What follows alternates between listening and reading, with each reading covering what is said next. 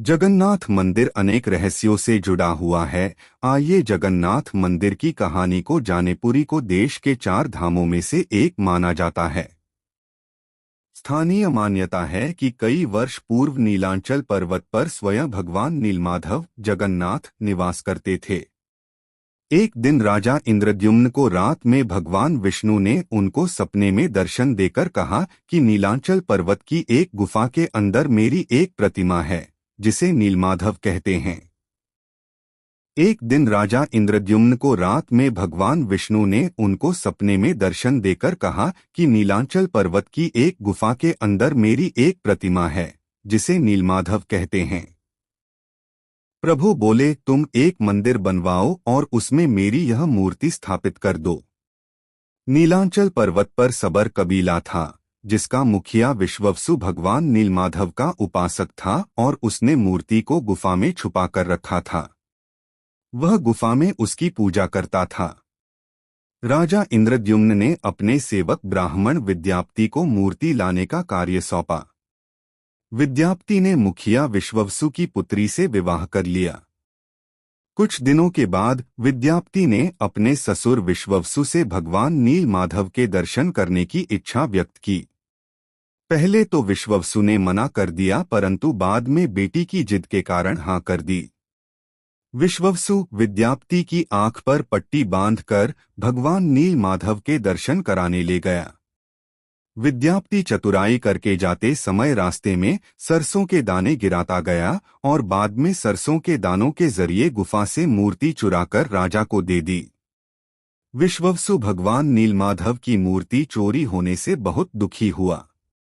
अपने भक्त के दुख को देखकर भगवान भी दुखी हो गए और उसी गुफा में वापस लौट गए। जाते समय उन्होंने राजा इंद्रद्युम्न से वादा किया कि वह उनका एक विशाल मंदिर बनवा देगा, तो वे उनके पास जरूर लौट आएंगे। राजा इंद्रद्युम्न ने एक विशाल मंदिर का निर्माण करवाया और भगवान विष्णु से मंदिर में विराजमान होने के लिए प्रार्थना की। भगवान ने कहा कि द्वारका से बड़ा टुकड़ा समुद्र में तैरकर पुरी तक आ गया है, उससे तुम मेरी मूर्ति बनवा। राजा के सेवकों ने टुकड़े को तो ढूंढ लिया, पर वे सब मिलकर उसे उठा नहीं पाए। तब राजा ने सबर कबीले के मुखिया नीलमाधव के अनन्य भक्त विश्ववसु को उस भारी टुकड़े को लाने के लिए प्रार्थना की। सबको बहुत आश्चर्य हुआ जब विश्ववसु भारी भरकम लकड़ी को उठाकर मंदिर तक ले आए। राजा इंद्रद्युम्न में उस लकड़ी के टुकड़े की प्रतिमा बनाने के लिए कई कुशल कारीगर लगाए, पर उन कारीगरों में से कोई भी लकड़ी में एक छैनी तक भी नहीं लगा सका। तब सृजन के देवता भगवान विश्वकर्मा एक बुजुर्ग व्यक्ति का रूप धरकर आए। उन्होंने राजा से भगवान नीलमाधव की मूर्ति बनाने की इच्छा व्यक्त की और अपनी शर्त भी रखी कि वे 21 दिन में मूर्ति को एकांत में बनाएंगे, उन्हें कोई मूर्ति बनाते हुए नहीं देख सकता। राजा ने उनकी शर्त सहर्ष स्वीकार कर ली। अब लोगों को कमरे के अंदर से आरी, छैनी, हथौड़ी की आवाजें सुनाई दे रही थीं।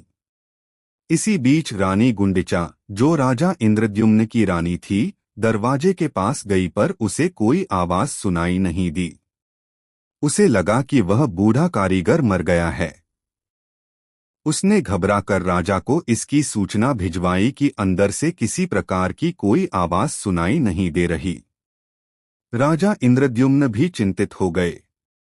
उन्होंने शर्त की अनदेखी करते हुए कमरे का दरवाजा खोलने का आदेश दिया।